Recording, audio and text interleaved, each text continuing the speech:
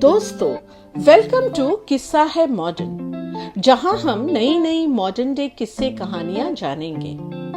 आज का किस्सा है मीम बाजार। क्या हम मिमेटिक वॉरफेयर के इरा में जी रहे हैं? हमें एक सीरियस कन्वर्सेशन करनी होगी।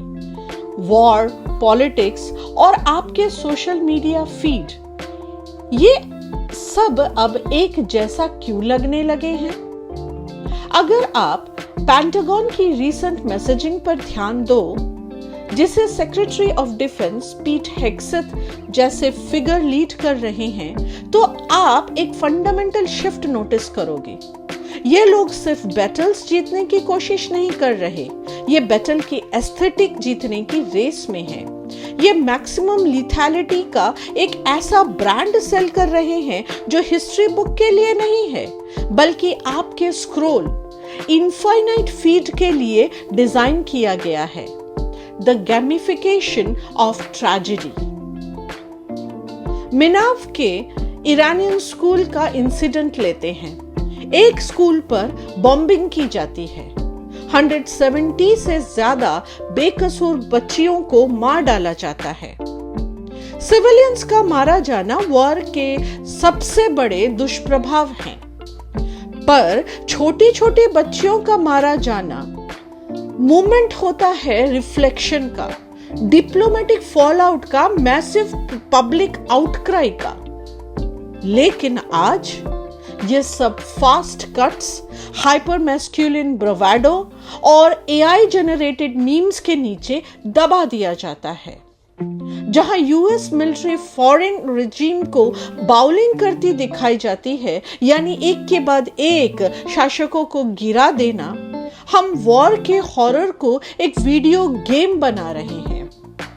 जब आप जियोपॉलिटिकल कॉन्फ्लिक्ट को एक वायरल क्लिप की तरह ट्रीट करते हो, तो आप उस ह्यूमन एलिमेंट को मिटा देते हो। आप उस डिसीजन की सीरियसनेस को, जैसे $1 बिलियन अ डे का कॉस्ट या ग्लोबल सप्लाई चेन का डिसरप्शन, एक इंस्टेंट चीप डोपामिन हिट के थ्रू रिप्लेस कर देते हो। हम खुद फैक्ट्रीज बन चुके हैं with the evolution of the lies। Propaganda नया नहीं है, लेकिन इसका मीडियम बदल चुका है। इसने हमारी साइकोलॉजी को हैक कर लिया है।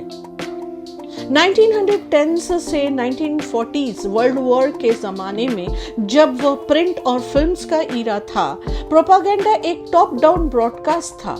सिनेमा और प्रिंट के थ्रू हमें बताया जाता था कि किसे हेट करना है। उसके बाद 1950s से 1990s का जमाना, जब कोल्ड वॉर का था, इराक वॉर का था, वह ईरा था टीवी और प्रिंट मीडिया का। फोकस शिफ्ट हुआ ह्यूमिलिएशन और मोरल सुपीरियरिटी पर, जो कोल्ड वॉर के दौरान होम टीम को रैली करने के लिए था। अब आया 2026 का जमाना, the era of generative AI और मीम्स का। हम अब पॉलिटिकल अवतार के इरा में हैं। डिफरेंस नोट कीजिए। पहले स्टेट मैसेज पुश करते थे, आज स्टेट बस रॉ मटेरियल देते हैं। Gaps, dramatic clips, absurd statements, और बाकी का काम हम कर देते हैं। हम खुद प्रोपेगेंडा फैक्ट्री बन चुके हैं। द अवतार theory, why facts don't matter, यह सबसे अनसेटलिंग पार्ट है। ट्रेडिशनल पॉलिटिकल करिश्मा अब खत्म हो चुकी है। आज के कैंडिडेट्स लोग नहीं हैं, वह अवतार हैं। डोनाल्ड ट्रंप को देखो, उनके पास कोई रिजिड आइडियोलॉजी नहीं है, उनके पास एक फ्लूइड, मीमेबल पर्सोना है। क्योंकि कोई एक ट्रू आइडेंटिटी नहीं है जिसे अटैक किया जा सके, ट्रेडिशनल पॉलिटिकल गैप्स उन्हें हर्ट नहीं करते। अगर वह कुछ आउटरेजियस करते हैं, तो सपोर्टर्स फैक्ट से डिफेंड नहीं करते, वह उसे एक नया मीम बना देते हैं जो क्रिटिक्स का मजाक उड़ाता है। यह है मिमेटिक वॉरफेयर। यह पॉलिटिकल सिंबल्स को रियलिटी से बिल्कुल अलग कर देते हैं और पैराडॉक्स देखिए, हमें लगता है कि हम पावर में हैं क्योंकि हम ही इन फिगर्स को शेयर, रीमिक्स और डिफाइन कर रहे हैं। पर रियलिटी ये है कि हम एक्चुअली कम पावरफुल हो रहे हैं। पॉलिटिक्स को एक ट्राइबल आइडेंटिटी गेम बनाकर हम अपने लीडर्स को क्रिटिसिज्म से इम्यून बना देते हैं। द एसिमेट्रिक वॉर सिर्फ यूएस ही यही नहीं कर रहा। काउंटर स्ट्रैटेजी को देखो, जहां यूएस प्रोपेगेंडा लाउड और केओटिक हॉलीवुड एक्सप्लोजन्स पर लीन करता है, वहां ईरानियन कंटेंट एक अलग राउट ले रहा है। डिसिप्लिन्ड, बाइटिंग और इंटेलेक्चुअली शार्प। वह एआई का यूज यूएस को एक टेरिफाइंग मिलिट्री जायंट के रूप में नहीं, बल्कि एक केओटिक, एक्सपेंसिव और लॉफेबल मेस के रूप में दिखाने के लिए कर रहा है। वह स्क्रिप्ट फ्लिप कर रहे हैं। चाहे मिलिट्री स्ट्रेंथ में वो पीछे हो, लेकिन नैरेटिव वॉर में वह जीत रहे हैं, क्योंकि वह अमेरिकन एडमिनिस्ट्रेशन को फंडामेंटली एब्सर्ड प्रूव कर रहे हैं।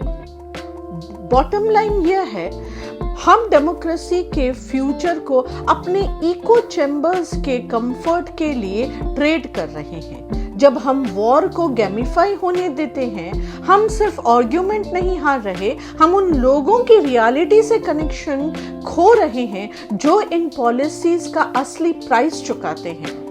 सोचने वाली बात यह है, क्या हम सच में न्यूज़ देख रहे हैं या बस एल्गोरिदम को अपनी बायस कंफर्म करने दे रहे हैं? हम आपकी सोच सुनना चाहेंगे। इस अवतार पॉलिटिक्स के इरा में क्या आपको लगता है कि फैक्चुअल, न्यूआंस्ड कन्वर्सेशन पॉसिबल है या फिर मीम ऑलरेडी जीत चुका है? कमेंट में अपनी बात जरूर बताएं। देखते हैं क्या हम स्पेक्टिकल से आगे बढ़कर एक्चुअली समझ पाते हैं कि हो क्या रहा है। मिलते हैं अगले किस्से के साथ। तब तक के लिए टेक केयर, स्टे हैप्पी।